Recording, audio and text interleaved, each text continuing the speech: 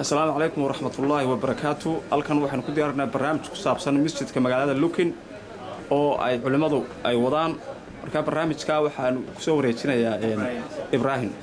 faleed tafadhal. ummadda muslimiinta Soomaalida gaar ahaan Ireland ku nool iyo wadanka banaankiisa Dublin wax ku nool haday magaalooyin ku nool yihiin waxaan u sheegaynaa in masaajid dhul oo banaan Lukin laga gadayo dhulkaas wuxuu ka kooban yahay lacag oo leh 100 kun waxa hadda la arooriyay 420 kun marka waxa soo hartay lacag 180 kun waxaan xaafadooyinka dhan waa tagnay cidii aan u tagin intii maaragtay sadaqo ku tarsanayso waxaan rabnaa inay sadaqada ka qayb qaataan qofkii sijaayada ka qayb qaadanaya waa sijaayadii 125 euro sijaayadan macnaheedu waxa weeye hal qof meel uu ku tukado oo dhulkaas marka adaa iska leh oo hal qof meel uu ku tukanayo marka walaalaha dhan waxaan ka rabnaa inay ka qayb qaataan anaga waxaan u shaqaynaynaa fi sabiilillah masaajidka ummadda muslimiinta dhan oo ka dhaxeeya waa dhul banaan Lukin oo ku yaala masaajidka Lukin hadda lagu dukanayo kasoo horjeedkiisa dhul banaan waaye dad badan muslimiin ay ka qayb qaateen ma sha Allah anagana marka waxa ay ka Soomaaliya ahaan waxaan rabnaa qayb weyn inaan ka qaadano ما شاء الله هذا العقد بدن وأروني وحن تكني راجستان وحن تكني تالا وحن هذا جبنا سيتي سنتركا إلا دبلينين إدي كخب قادتين وحن لنا هي أجر حسنات الله كسيو إذا كخب قادني وحن لنا هي كخب قادة إذا كان أجر حسنات الله إذا كسيو وصدق جارية qof walba waxa uu tarayso waxa uu bixsan kartaa waalidkaaga oo dhintay waalidkaaga haduu nool yahay waxa uu baxsan kartaa caruurtaada adaa baxsan karo marka waxaan leenahay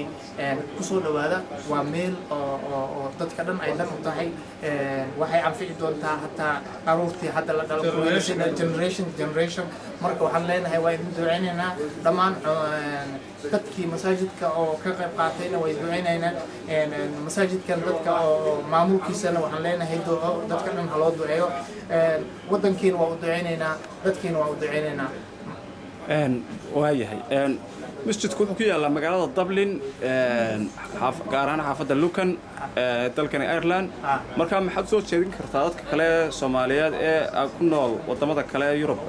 ama Ingiriiska abkay uga qayb qaadan karaan dadka waxaan leenahay maaragtay oo wadamada maaragtay banaanka oo Ingiriiska aato Yurubtan kala noqoto qofkii ka qayb qaadanaya waxaan rabnaa hadda guddiga Soomaali ahaan waxaan leenahay anigoo ah Ibrahim Abdullahi kasayo Oday Muuse Maxamed Soodaala nala socdo waxaan u sheegaynaa telefoonka oo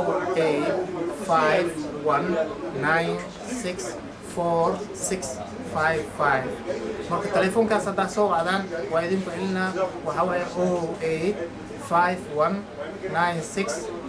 085196465 marka hadda soo wacdaan صدق وحرتين ولا بحسن كرتان قابك أو بحنيسان وإذا شيء دونان وهكذا مساجد كدولكي ساتان إذا نسوسيو ميشان أساس وجودان دول كاس درمواي مساجد كاس وحوكا كوبنان دونا سدع الدبق وحن ونقول دونا ميل لوجودو كنا ميل عروض وحلو برايو سجايد دي نساسة وقسم تاي حشة سجايد وبقول إلا واتن شيء يورو لابد سجايد لابد يكونتون مركا مساجد كالعكتي سوى الله بقول وكون مركا إن شاء الله دتك لنا وحن لنا هيك قيب قاتا إن شاء الله وحن إذن جينا نقر